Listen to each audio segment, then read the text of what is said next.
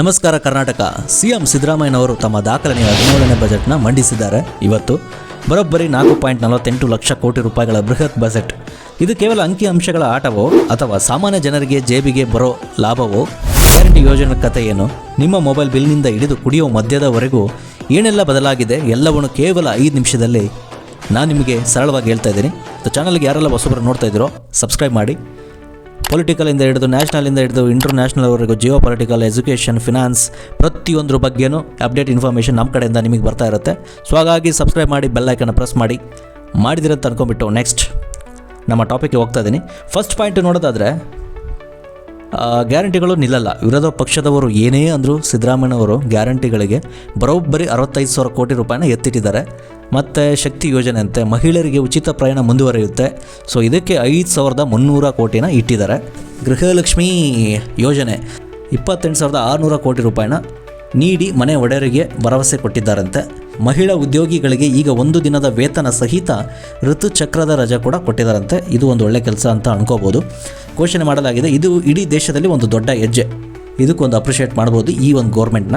ಹಾಗೆ ನೆಕ್ಸ್ಟ್ ನೋಡೋದಾದರೆ, ಬೆಂಗಳೂರು ಮತ್ತು ಇನ್ಫ್ರಾಸ್ಟ್ರಕ್ಚರ್ ಈ ಬೆಳವಣಿಗೆ ಬಗ್ಗೆ ನೋಡೋದಾದರೆ, ಬೆಂಗಳೂರಿಗರಿಗೆ ಗುಡ್ ನ್ಯೂಸ್ ಅಂದರೆ ತಪ್ಪಾಗಲ್ಲ. ಟ್ರಾಫಿಕ್ ಕಿರಿಕಿರಿ ನಿವಾರಣೆ ಮಾಡೋ ಸಲುವಾಗಿ ಹೆಬ್ಬಾಳ ಜಂಕ್ಷನ್ನಿಂದ ಮೇಕ್ರಿಸ್ ಸರ್ಕಲ್ವರೆಗೆ ಟನಲ್ ರೋಡ್ನ ಮಾಡ್ತಾ ಇದ್ದಾರಂತೆ. ಸೊ ಇದರ ಎಲಿವೇಟೆಡ್ ಕಾರಿಡಾರ್ಗೆ 2,250 ಕೋಟಿ ರೂಪಾಯಿನ ಎತ್ತಿಟ್ಟಿದ್ದಾರೆ. ಸೊ ಮೆಟ್ರೋ ರೈಟ್ ಈ ವರ್ಷ ಹೊಸದಾಗಿ 41 ಕಿಲೋಮೀಟರ್ ಮೆಟ್ರೋ ಹಳಿ ಕಂಪ್ಲೀಟ್ ಆಗಲಿದೆ ಅಂತ ಹೇಳ್ತಾ ಇದ್ದಾರೆ. ಸೊ ಇದರಿಂದ 15 ಲಕ್ಷ ಜನರಿಗೆ ಲಾಭ ಆಗುತ್ತಂತೆ. ಇದು ಆದಾಗೆ ಕಾಯಂಬು. ನೆಕ್ಸ್ಟ್ ಬ್ರ್ಯಾಂಡ್ ಬೆಂಗಳೂರು ಅಂತ ನಗರದ ಅಭಿವೃದ್ಧಿಗೆ 7,000 ಕೋಟಿ ರೂಪಾಯಿ ಗ್ರಾಂಟ್ ನೀಡಲಾಗಿದೆ. ವೈಟ್ ಟ್ಯಾಪಿಂಗ್ ರಸ್ತೆಗಳಿಗೆ ಇನ್ನೂ ವೇಗ ಸಿಗಲಿದೆ ಅಂತ ಹೇಳ್ತಾ ಇದ್ದಾರೆ. ನೆಕ್ಸ್ಟ್ ರೈತರು ಮತ್ತು ಶಿಕ್ಷಣ ಬಗ್ಗೆ ನೋಡೋದಾದರೆ, ರೈತರ ಜೇಬಿಗೆ ಕೈ ಹಾಕದೆ ಸಾಲದ ಅರಿವು ಹೆಚ್ಚಿಸಿದ್ದಾರೆ. ಯಾವ ರೀತಿ ಅಂದರೆ, ಶೂನ್ಯ ಬಡ್ಡಿದರ 38 ಲಕ್ಷ ರೈತರಿಗೆ 30,000 ಕೋಟಿ ರೂಪಾಯಿ ಕೃಷಿ ಸಾಲ ವಿತರಿಸುವ ಗುರಿ ಇದೆಯಂತೆ. ಇದು ಯಾವಾಗ ಬರುತ್ತೋ ಏನು ಬರುತ್ತೋ ಗೊತ್ತಿಲ್ಲ. ಯಾಕಂದರೆ ರೈತರೇ ದೇಶದ ಬೆನ್ನೆಲುಬು ಅಂತ ಹೇಳುವಾಗ, ಕರ್ನಾಟಕ ನಮ್ಮ ಭಾರತ ದೇಶದಲ್ಲಿ ಕೃಷಿ ಪ್ರಧಾನ ಕ್ಷೇತ್ರ, ಕೃಷಿ ಪ್ರಧಾನ ದೇಶ ಅಂತ ಅನ್ನುವಾಗ, ಸೊ ಯಾರನ್ನ ಡೆವಲಪ್ ಮಾಡೋಕ್ಕೋ ಅವ್ರನ್ನ ಡೆವಲಪ್ ಮಾಡಿದ್ರೆ ಇವತ್ತು ದೇಶ ಕೂಡ ಮುಂದೆ ಬರುವ ಸಾಧ್ಯತೆ ಇದೆ. ಪಾಸಿಬಿಲಿಟಿ ಇದೆ ದೇಶ ಮುಂದುವರೆಯೋಕ್ಕೆ. ಇವರು ಆ ಕೆಲಸ ಎಲ್ಲ ಬಿಟ್ಟು ಬೇರೆ ಎಲ್ಲ ಮಾಡ್ತಾಯಿದ್ದಾರೆ. ನೆಕ್ಸ್ಟ್ ನೋಡೋದಾದರೆ, ಇಂದಿರಾ ಆಹಾರ ಕಿಟ್ ಅಂತೆ. ಅನ್ನ ಭಾಗ್ಯ ಸಾಕಲ್ದೇನೆ, ಲಕ್ಷ್ಮೀ ಭಾಗ್ಯ ಸಾಕಲ್ದೇನೆ. ಸೊ ಈಗೇನೆಂದರೆ ಇಂದಿರಾ ಕಿಟ್ ಅಂತ ಹೊಸ ತರ್ತಾ ಇದ್ದಾರೆ. ಅನ್ನ ಭಾಗ್ಯದ 5 kg ಅಕ್ಕಿ ಜೊತೆಗೆ ಇನ್ನು ಮುಂದೆ ಸಕ್ಕರೆ, ಎಣ್ಣೆ, ಬೇಳೆ ಇರುವ ಫುಡ್ ಕಿಟ್ ಕೂಡ ಸಿಗಲಿದೆ ಅಂತೆ. ಇನ್ನೇನು ಎಲ್ಲ ತಂದು ಕೊಟ್ಬಿಡಿ, ಇವಾಗಲೇ ಲೇಬರ್ ಸಿಗಲ್ಲ ಅಂತ ಒದಾಡ್ತಾ ಇದ್ದಾರೆ. ಅಂಥದ್ರಲ್ಲಿ ಇವರು ಸಕ್ಕರೆ, ಎಣ್ಣೆ, ಬೇಳೆ ಎಲ್ಲ ಕೊಡ್ತಾ ಇದ್ದಾರೆ. ಇನ್ನು ಇವ್ರು ಏನಂದರೆ, ಜನರನ್ನ ನಿರುದ್ಯೋಗಿ ಮಾಡೋದಲ್ದೇ ಜನರನ್ನ ಮೈಗಳನ್ನ ಮಾಡಿಬಿಟ್ಟು ಮನೇಲಿ ಇರೋಕ್ಕೆ ಏನು ಬೇಕಲ್ಲ ಎಲ್ಲ ವ್ಯವಸ್ಥೆ ಮಾಡಿಕೊಡ್ತಾ ಇದ್ದಾರೆ. ಒಟ್ಟು ಬೆಡ್ಶೀಟ್ ಹಾಸ್ಬಿಟ್ಟು ಹಾಸಿಗೆ ಬೆಡ್ಶೀಟ್ ಹೊಚ್ಚೋ ಕೆಲಸ ಈ ಸರ್ಕಾರ ಮಾಡ್ತಾಯಿದೆ ಅಂತ ಹೇಳ್ಬೋದು. ನನ್ನ ಒಪಿನಿಯನ್ ಇದು. ಯಾಕೆ ಅಂದರೆ, ಕೆಲಸ ಮಾಡಿದ್ರೆ ತಾನೇ ಹೌದು ಜನ ಬೆಳೆಯೋಕ್ಕೆ ಸಾಧ್ಯ, ಮುಂದೆ ಬರೋಕ್ಕೆ ಸಾಧ್ಯ. ಇವ್ರಿಗೇನಂದರೆ ಇದೇ ಸರ್ಕಾರ ಇರಬೇಕಂದ್ರೆ ಜನರು ಬಡವರಿಗೆ ಇರಬೇಕಂತ ಇವ್ರ ಉದ್ದೇಶ ಇದೆ ಅಂತ ಅನ್ಕೊತೀನಿ. ನೋಡೋಣ ನೆಕ್ಸ್ಟ್ ಶಿಕ್ಷಣ ನೋಡೋದಾದರೆ, ರಾಜ್ಯದ 15,000 ಬೋಧಕ ಹುದ್ದೆಗಳಿಗೆ ಭರ್ತಿಗೆ ಗ್ರೀನ್ ಸಿಗ್ನಲ್ ಸಿಕ್ಕಿದೆ ಅಂತೆ. 800 ಶಾಲೆಗಳು ಕರ್ನಾಟಕ ಪಬ್ಲಿಕ್ ಶಾಲೆಗಳಾಗಿ ಅಪ್ಗ್ರೇಡ್ ಆಗ್ತದವೆ ಅಂತ ಹೇಳ್ತಾ ಇದ್ದಾರೆ. ನೆಕ್ಸ್ಟ್ ನೋಡೋದಾದರೆ, ಯುವಕರು ಮತ್ತು ಟೆಕ್ನಾಲಜಿ ಡಿಜಿಟಲ್ ಕ್ರಾಂತಿಗೆ ಬಜೆಟ್ ರೆಡಿಯಾಗಿದೆ. ಸೋಷಿಯಲ್ ಮೀಡಿಯಾ ಬ್ಯಾನ್ ಅಂತೆ. 16 ವರ್ಷದ ಒಳಗಿನ ಮಕ್ಕಳಿಗೆ ಸೋಷಿಯಲ್ ಮೀಡಿಯಾ ನಿರ್ಬಂಧಿಸುವ ಕಾನೂನು ತರ್ತಾ ಇದ್ದಾರಂತೆ. ಇದು ಪೋಷಕರಿಗೆ ಸಮಾಧಾನ ತಂದಿರಬಹುದು ಅಂತ ಹೇಳ್ತಿದ್ದಾರೆ. ಪೋಷಕರಿಗೆ ಸಮಾಧಾನ ತರೋದಿರಲಿ, ಫಸ್ಟ್ ಇವರೇ ಸೋಷಿಯಲ್ ಮೀಡಿಯಾ ಬಿಟ್ಟರೆ ಇನ್ನೂ ಚೆನ್ನಾಗಿರುತ್ತೆ ನೋಡಿ. ಹಂಗಾಗಿದೆ ಇವತ್ತು. ಅದೊಂದು ಒಳ್ಳೆ ಕೆಲಸ. ಯಾಕಂದರೆ ಹೇಳಿದ್ರೆ, ಚಿಕ್ಕ ಮಕ್ಕಳು ಕರ್ಕೊಂಡ್ಬಿಟ್ಟು ವ್ಯೂಸ್ ಬರಲಿ, ಮಾನಿಟೈಸೇಷನ್ ಆಗಲಿ ಅಂತೇಳಿ ಚಿಕ್ಕ ಮಕ್ಕಳು ಕರ್ಕೊಂಡ್ಬಿಟ್ಟು ರೀಲ್ಸ್ ಮಾಡೋದೇನು. ಸೊ ಸೋಷಿಯಲ್ ಮೀಡಿಯಾದ ಇನ್ವಾಲ್ವ್ಮೆಂಟ್ ಮಾಡ್ತಾ ಇದ್ದಾರೆ. ಬಟ್ ಸೋಷಿಯಲ್ ಮೀಡಿಯಾ ಗೀಳು ಬಂದುಬಿಟ್ಟು ಅವ್ರು ಒಬ್ಸೆಸ್ ಆಗಿಬಿಟ್ರೆ ಮಕ್ಕಳುಗಳು, ಅದರಿಂದ ಆಚೆ ಬರೋಕ್ಕಾಗಲ್ಲ. ಇವತ್ತು ಅವ್ರಿಗೆ ಅದು ಲೈಕು ಕಮೆಂಟ್ ಬರಲಿಲ್ಲ ಅಂದರೆ ಸೂಸೈಡು, ಡಿಪ್ರೆಷನ್ ಎಲ್ಲ ಹೋಗ್ತದೆ ಮಕ್ಕಳುಗಳು. ಹಾಗಾಗಿ ಅವರು ಮಾಡೋ ವಯಸ್ಸಲ್ಲಿ ಮಾಡಬಾರ್ದು ಅಂತ ಹೇಳ್ತಿಲ್ಲ. ಇವತ್ತು ಪೇರೆಂಟ್ಸ್ ಕೂಡ ಅರ್ಥ ಮಾಡ್ಕೋಬೇಕು. ಇವ್ರು ಮಾಡೋ ಜೊತೆ ಮಕ್ಕಳು ಕರ್ಕೊಂಡೆಲ್ಲ ಮಾಡ್ತಾ ಇದ್ದಾರೆ. ಅದೊಂದು ಸ್ವಲ್ಪ ಬ್ಯಾನ್ ಆದರೆ ಒಳ್ಳೇದಾಗ್ಬೋದು ಅಂತ ಅನಿಸುತ್ತೆ. ಈ ಒಂದು ಏನಾದರೂ ಸೋಷಿಯಲ್ ಮೀಡಿಯಾ ಸ್ಟ್ರಿಕ್ಟ್ ಮಾಡಿದರೆ ಇದೊಂದು ಒಳ್ಳೆ ಕೆಲಸ ಆಗ್ಬೋದು ಅಂತ ಅನ್ಕೊತೀವಿ. ಇದೊಂದು ಒಳ್ಳೆ ಕೆಲಸ ಆಗಬಹುದು.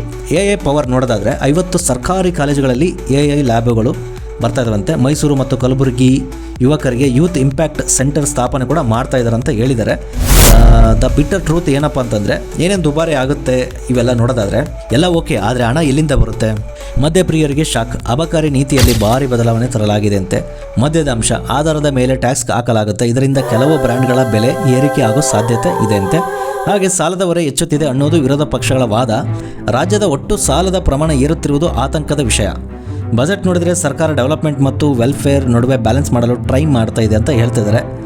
ಸೊ ಈ ಬಜೆಟ್ ಬಗ್ಗೆ ನಿಮಗೇನು ಅನಿಸುತ್ತೆ ಅನ್ನೋದು ಕಮೆಂಟಲ್ಲಿ ತಿಳಿಸಿ. ಹಾಗೆ ನೆಕ್ಸ್ಟ್ ನಾವು ಏನಂತ ಹೇಳಿದ್ರೆ, ಇವತ್ತು ಬಜೆಟ್ ಅಂತ ಹೇಳ್ಕೊಂಡ್ಬಿಟ್ಟು ಅದು ಯಾರಿಗೂ ಸಂಬಂಧಪಟ್ಟಿದಂಥ ಸೈಲೆಂಟಾಗಿ ಕೂತ್ಕೊಳ್ಳೋದಲ್ಲ. ಪ್ರತಿಯೊಬ್ಬ ನಾಗರಿಕರು, ಪ್ರತಿಯೊಬ್ಬರು ಯಾರೆಲ್ಲ ಓಟ್ ಹಾಕ್ತಾ ಇದ್ರಿ, ಓಟ್ ಹಾಕ್ತಾ ಇರೋರು ಕೂಡ ಒಂದಲ್ಲ ಒಂದು ರೀತಿ ನಾವು ಟ್ಯಾಕ್ಸ್ ಕಟ್ತಾ ಇದೀವಿ, ತೆರಿಗೆ ಕಟ್ತಾ ಇದೀವಿ, ನಮ್ಮಿಂದನೇ ಇಸ್ಕೊಂಡ್ಬಿಟ್ಟು ಡೆವಲಪ್ಮೆಂಟ್ ಏನೇ ಮಾಡಿದ್ರು ಅವ್ರ ಮನೆಯಿಂದ ಮಾಡಲ್ಲ, ನಮ್ಮ ದುಡ್ಡನ್ನ ನಮಗೆ ಕೊಡ್ತಾರೆ. ಕೆರೆ ನೀರನ್ನು ಕೆರೆಗೆ ಚೆಲ್ಲಿ ಅನ್ನೋ ರೀತಿ ನಮ್ಮಿಂದ ಟ್ಯಾಕ್ಸ್ ರೂಪದಲ್ಲಿ ಏನು ಕಲೆಕ್ಟ್ ಮಾಡಿದ್ದಾರೆ ಅದೇ ದುಡ್ಡನ್ನ ಇವರು ಇಲ್ಲಿ ಬಜೆಟ್ ಮಂಡನೆ ಮಾಡ್ತಾ ಇರೋದು. ಹಾಗಾಗಿ ಪ್ರತಿಯೊಬ್ಬರಿಗೂ ಹಕ್ಕಿದೆ ಕೇಳೋಂಥದ್ದು, ಪ್ರತಿಯೊಬ್ಬರಿಗೂ ಇದ್ರ ಬಗ್ಗೆ ತಿಳ್ಕೊಬೇಕು. ಯಾಕಂದರೆ ಬಜೆಟ್ ಏನಾಗುತ್ತೆ ಏನಿಲ್ಲ, ನಮ್ಮ ದೇಶಕ್ಕೆ ನಮ್ಮ ರಾಜ್ಯಕ್ಕೆ ಏನು ಇಂಪ್ರೂವ್ಮೆಂಟ್ ಆಗುತ್ತೆ, ಯಾವ ಕ್ಷೇತ್ರಕ್ಕೆ ಕೊಡ್ತಾರೆ ಯಾವ ಕ್ಷೇತ್ರಕ್ಕಿಲ್ಲ ಅನ್ನೋದು ನೀವು ಅರ್ಥ ಮಾಡ್ಕೊಂಡ್ರೆ ನೆಕ್ಸ್ಟ್ ವೋಟ್ ಹಾಕುವಾಗ ಯಾವ ಸರ್ಕಾರ ಬಂದರೆ ಆಡಳಿತ ಚೆನ್ನಾಗಿ ಮಾಡುತ್ತೆ ಅನ್ನೋದು ಇವಾಗ ನೀವು ಅಂಡರ್ಸ್ಟ್ಯಾಂಡ್ ಮಾಡ್ಕೋಬೋದು. ಇವತ್ತು ಯಾರೆಲ್ಲ ಯಂಗ್ಸ್ಟರ್ಸ್ ಇದ್ದೀರಿ, ಕಾಲೇಜಲ್ಲಿರೋರು, ಆಫೀಸಲ್ಲಿ ಕೆಲಸ ಮಾಡೋರು, ಎಷ್ಟೇ ಬ್ಯುಸಿ ಇದ್ರೂ ನೋಡಿ ಅರ್ಥ ಮಾಡ್ಕೊಳ್ಳಿ. ನೆಕ್ಸ್ಟ್ ಯಾರ ಕೈಗೆ ಸರ್ಕಾರ ಕೊಡಬೇಕನ್ನೋದನ್ನ ಯೋಚನೆ ಮಾಡಿ. ನೋಡಿ ಬಾಸ್, ಸರ್ಕಾರಕ್ಕೆ ಇಷ್ಟೊಂದು ಹಣ ಎಲ್ಲಿಂದ ಬರುತ್ತೆ ಗೊತ್ತಾ? ಅಬಕಾರಿ ಇಲಾಖೆ. ಫಸ್ಟ್ ಇರೋದು ಲಿಕ್ಕರ್. ಈ ವರ್ಷದ ಟಾರ್ಗೆಟ್ ಬರೋಬ್ಬರಿ 38,000 ಕೋಟಿ ರೂಪಾಯಿನ ಟಾರ್ಗೆಟ್ ಮಾಡಿದಾರಂತೆ, ಅದು ಲಿಕ್ಕರಲ್ಲಿ. ಯಾಕಂದರೆ ನಮ್ಮ ದೇಶದಲ್ಲಿ, ನಮ್ಮ ರಾಜ್ಯದಲ್ಲಿ ಕುಡುಕರ ಸಂಖ್ಯೆ ಕಡಿಮೆ ಇಲ್ಲ. ಚಿಕ್ಕವರಿಂದ ಹಿಡಿದು ಮುದುಕರವರೆಗೂ ಕುಡಿಯೋರ ಸಂಖ್ಯೆ ಹೆಚ್ಚಿಗಿದೆ. ಹಾಗಾಗಿ ಅಲ್ಲಿದ್ದಷ್ಟು ಆದಾಯ ಎಲ್ಲಿಲ್ಲ. ಅದಕ್ಕೆ ಇವತ್ತು ಯಾವುದೇ ಬ್ಯಾನ್ ಆದರೂ ಅದು ಕೂಡ ಬ್ಯಾನ್ ಆಗ್ತಲ್ಲ. ಎಷ್ಟೇ ರೇಟ್ ಆದರೂ ಕೂಡ ಅದನ್ನು ಬಿಡಲ್ಲ. ಮನೆಗೆ ಬಂದಂಥ 30 ರೂಪಾಯಿ ಹಾಲಲ್ಲಿ ನೀರಿದೆ ಅಂತ ಟೆಸ್ಟ್ ಮಾಡ್ತಾರೆ. ರಾತ್ರಿ ಹೋಗ್ಬಿಟ್ಟು 300 ರೂಪಾಯಿ ಕೊಟ್ಟು ನೀರು ಹಾಕಿಂದ ಕುಡಿತಾರೆ. ಅಂಥ ಜನ ಇದ್ದಾರೆ ಇವತ್ತು. ಸೊ ಅಂದರೆ ಕುಡುಕರು ರಾಜ್ಯದ ಅಭಿವೃದ್ಧಿಗೆ ದೊಡ್ಡ ಕಾಣಿಕೆ ನೀಡ್ತಿದ್ದಾರಂತೆ ಅನ್ನೋದು ತಮಾಷೆ ಆದರೂ ಕೂಡ ಸತ್ಯ. ನೋಂದಣಿ ಮತ್ತು ಮುದ್ರಾಂಕ, ಪ್ರಾಪರ್ಟಿ ಟ್ಯಾಕ್ಸ್, ಆಸ್ತಿ ಖರೀದಿ ಮಾಡೋರಿಗೆ ಶಾಕ್. ಗೈಡೆನ್ಸ್ ವ್ಯಾಲ್ಯೂ ಹೆಚ್ಚಳದಿಂದ ಸರ್ಕಾರ 28,000 ಕೋಟಿ ಗಳಿಸುವ ಪ್ಲ್ಯಾನ್ ಮಾಡಿದೆ ಅಂತೆ. ನಿಮ್ಮ ಮನೆ ಕನಸು ಸ್ವಲ್ಪ ದುಬಾರಿ ಆಗ್ಬೋದು. ಯಾಕಂದರೆ ನೀವು ತೆರಿಗೆ ಕಟ್ಟೋದ್ರಲ್ಲೇ ಅರ್ಧ ಮನೆ ಖರ್ಚನ್ನ ಅಲ್ಲಿ ಕಳ್ಕೊಂಡಿರ್ತೀರ. ಮನೆ ಯಾರೆಲ್ಲ ಹೊಸ್ದಾಗಿ ಕಟ್ಸ್ಬೇಕು ಅಥವಾ ತೊಗೋಬೇಕಂತ ಇದ್ದರೆ ಸ್ವಲ್ಪ ಯೋಚನೆ ಮಾಡಿ. ನಮ್ಮ ಗೌರ್ಮೆಂಟ್ ತುಂಬ ಟೈಟ್ ಇದೆ. ನಿಮ್ಮ ಗೌರ್ಮೆಂಟ್ ತುಂಬ ಟೈಟ್ ಇದೆ. ಸಾರಿಗೆ ತೆರಿಗೆ, ಹೊಸ ಗಾಡಿ ತೊಗೊತೀರಾ, ಸೊ ಲೈಫ್ ಟೈಮ್ ಟ್ಯಾಕ್ಸ್ ಕಟ್ಟಬೇಕಂತೆ ಮತ್ತು ಸೆಸ್ ಮೂಲಕ 12,000 ಕೋಟಿ ಸಂಗ್ರಹ ಮುನ್ನುಡಿ ಬರೆದಿದ್ದಾರೆ. ಒಟ್ಟಾರೆಯಾಗಿ ಸರ್ಕಾರ ತನ್ನ ಆದಾಯ ಹೆಚ್ಚಿಸ್ಕೊಳ್ಳೋಕೆ ಏನು ಬೇಕಲ್ಲ ಎಲ್ಲ ದಾರಿನೂ ಓಪನ್ ಅಪ್ ಮಾಡ್ಕೊಂಡಿದೆ. ಜನರಿಗೆ ಒಂದು ಕೈಯಲ್ಲಿ ಬೆಣ್ಣೆ ಕೊಟ್ಟರೆ ಇನ್ನೊಂದು ಕೈಯಲ್ಲಿ ಸುಣ್ಣ ಕೊಟ್ರಂತೆ. ಸೊ ಆ ಥರ ಆಗ್ತಾಯಿದೆ ಇಲ್ಲಿ. ಜನರಿಗೆ ಒಂದು ಕೈಯಲ್ಲಿ ಕೊಟ್ಟು ಇನ್ನೊಂದು ಕೈಯಲ್ಲಿ ತೆರಿಗೆ ಹೆಸರಲ್ಲಿ ತಗೊಳ್ತಾ ಇದೆಯಾ ಅನ್ನೋ ಪ್ರಶ್ನೆ ಮೂಡೋದು ಸಹಜ.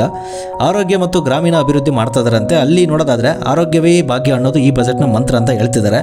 ವಾರ್ಡ್ಗೊಂದು ನಮ್ಮ ಕ್ಲಿನಿಕ್ ಯೋಜನೆ ಮತ್ತಷ್ಟು ಬಲವಾಗಬೇಕು. ಆಮೇಲೆ ಹೃದಯ ಜ್ಯೋತಿ ಅಂತೇಳಿ ಹಾರ್ಟ್ ಅಟ್ಯಾಕ್ ಆದಾಗ ಗೋಲ್ಡನ್ ಅವರ್ನಲ್ಲಿ ಚಿಕಿತ್ಸೆ ನೀಡಲು ಜಿಲ್ಲಾ ಆಸ್ಪತ್ರೆಗಳಲ್ಲಿ ವಿಶೇಷ ವಿಭಾಗಗಳನ್ನು ಮಾಡಬೇಕಂತ ಹೇಳಿದ್ದಾರೆ. ಆಮೇಲೆ ಗ್ರಾಮ 1 ಹಳ್ಳಿಗಳಲ್ಲಿ ಡಿಜಿಟಲ್ ಸೇವೆ ನೀಡಲು 2,000 ಹೊಸ ಕೇಂದ್ರ ಓಪನ್ ಮಾಡಬೇಕಂತ ಹೇಳ್ತಿದ್ದಾರಂತೆ. ಆಮೇಲೆ ಕುಡಿಯೋ ನೀರು ಬಗ್ಗೆ ಮಾತಾಡೋದಾದರೆ JJM ಯೋಜನೆಯಡಿ ಪ್ರತಿಯೊಂದು ಮನೆಯಲ್ಲಿ ನೀರು ಒದಗಿಸಲು ಭಾರಿ ಮೊತ್ತ ಮೀಸಲು ಇಡ್ತಾ ಇದ್ದಾರಂತೆ.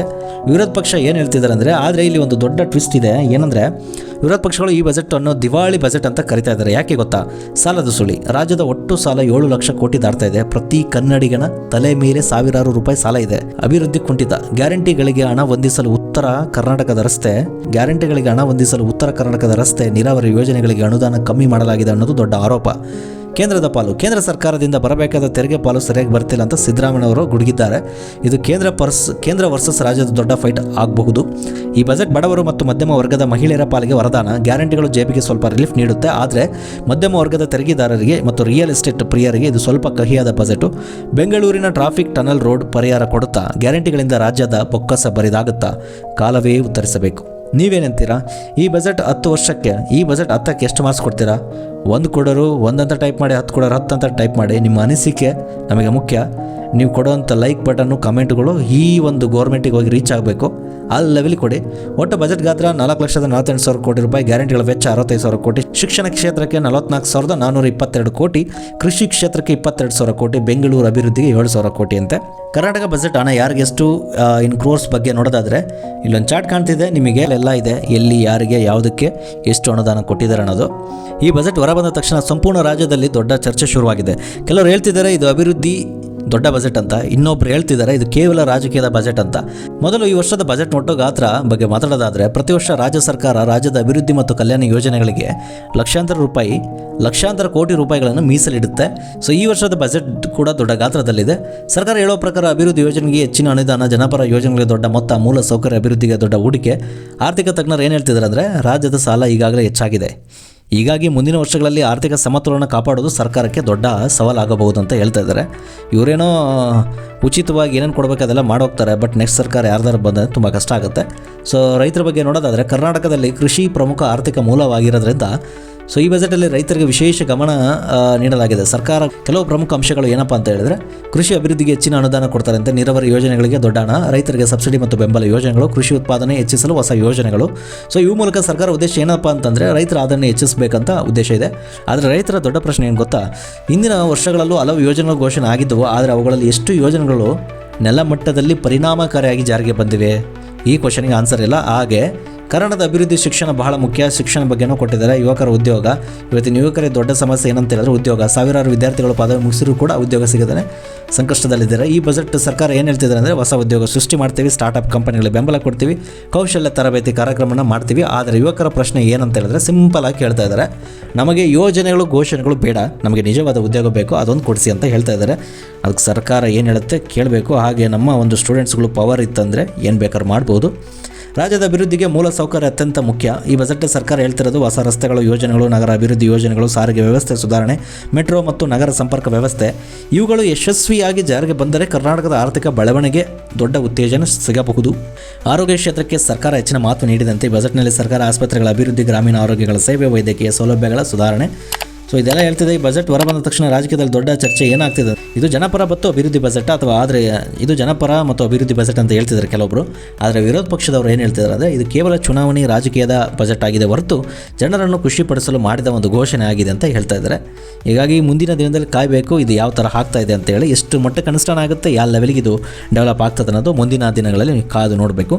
ಒಂದು ವಿಷಯ ಸ್ಪಷ್ಟವಾಗಿದೆ, ಬಜೆಟಲ್ಲಿ ದೊಡ್ಡ ದೊಡ್ಡ ಘೋಷಣೆ ಮಾಡೋದು ಸುಲಭ, ಆದರೆ ಅವುಗಳನ್ನು ಸರಿಯಾಗಿ ಜಾರಿಗೆ ತರುವುದು, ಭ್ರಷ್ಟಾಚಾರ ತಪ್ಪಿಸುವುದು, ಜನರಿಗೆ ನಿಜವಾದ ಲಾಭ ಕೊಡಿಸುವುದು ಇದು ಸರ್ಕಾರದ ನಿಜವಾದ ಸವಾಲು ಮತ್ತು ನಿಜವಾದ ಚಾಲೆಂಜ್. ಹೀಗಾಗಿ ಈ ವರ್ಷದ ಕರ್ನಾಟಕದ ಬಜೆಟ್ 2026 ರಾಜ್ಯದ ಅಭಿವೃದ್ಧಿಗೆ ದೊಡ್ಡ ಅವಕಾಶ ಕೂಡ ಆಗಬಹುದು, ಅಥವಾ ಇದು ಕೇವಲ ಮತ್ತೊಂದು ರಾಜಕೀಯ ಘೋಷಣೆ ಆಗಿ ಉಳಿಯಬಹುದು.